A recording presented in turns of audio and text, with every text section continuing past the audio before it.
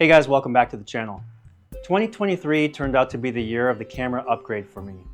It started in the summer when I acquired the Lumix S5IIX, which was my first full-frame mirrorless camera. Now, I wasn't really replacing any sort of full-frame or mirrorless camera at that time, so it's a new addition. In the fall, Apple unveiled the iPhone 15, and I upgraded from the 12 Pro Max to the 15 Pro Max. Later in the year, my most anticipated camera of the year was the DJI Pocket 3.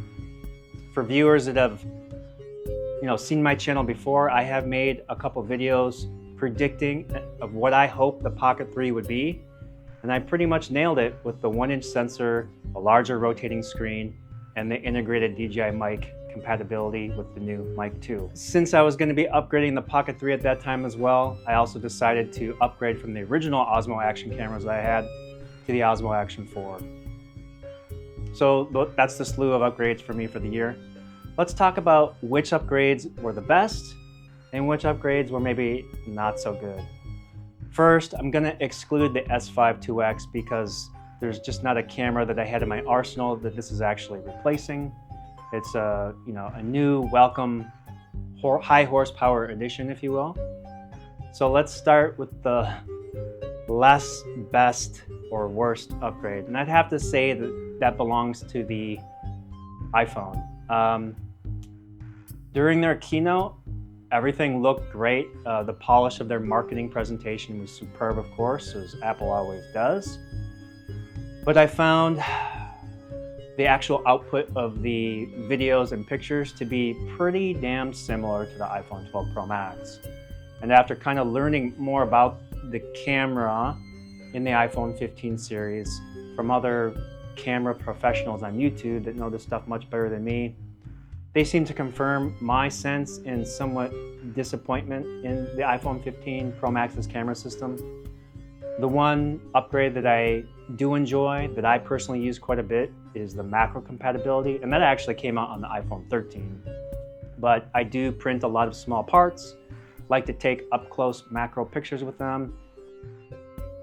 So the camera upgrade that was the most pleasant surprise of all my upgrades had to be the Osmo Action 4.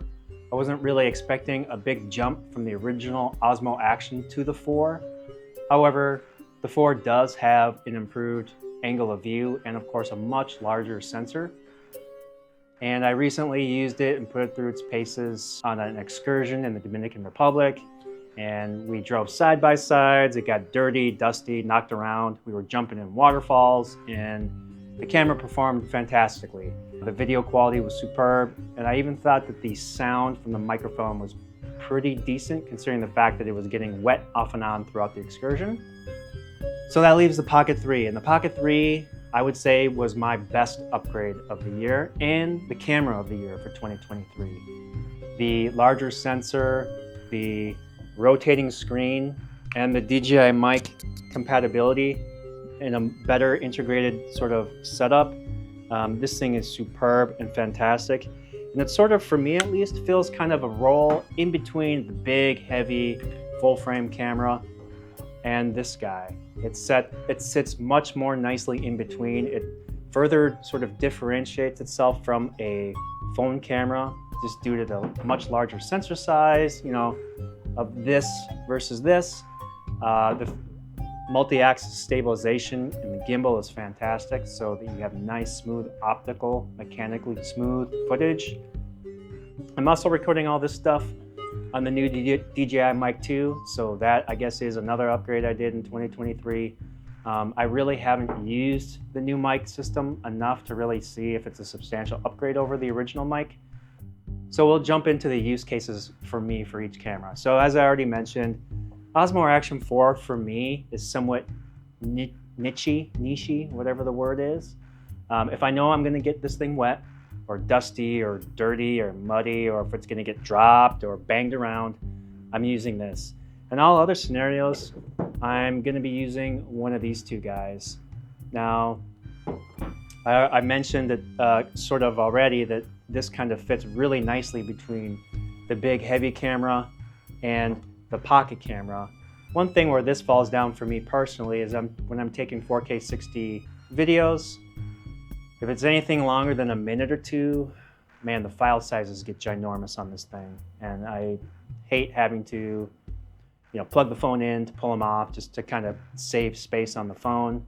For this guy, of course, if I have an external battery pack, I can record almost indefinitely long videos, even in 4K 60 on this guy. How do they compare? Well, on a recent cruise, I did take the S5IIX with me.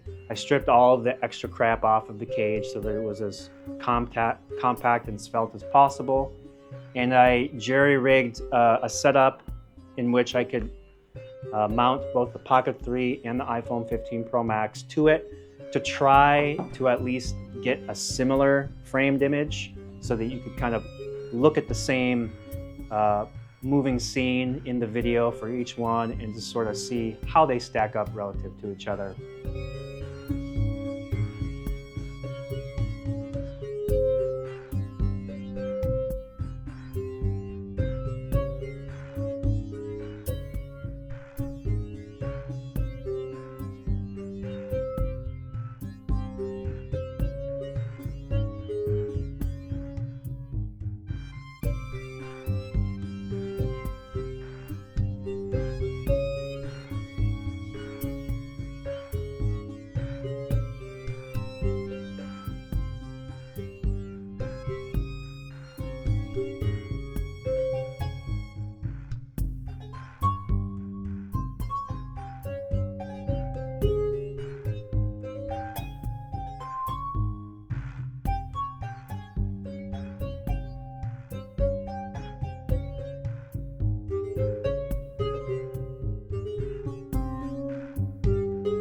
Well, that's it, guys. Thanks for watching. I hope you enjoyed this video. Like and subscribe, and we'll see you next time.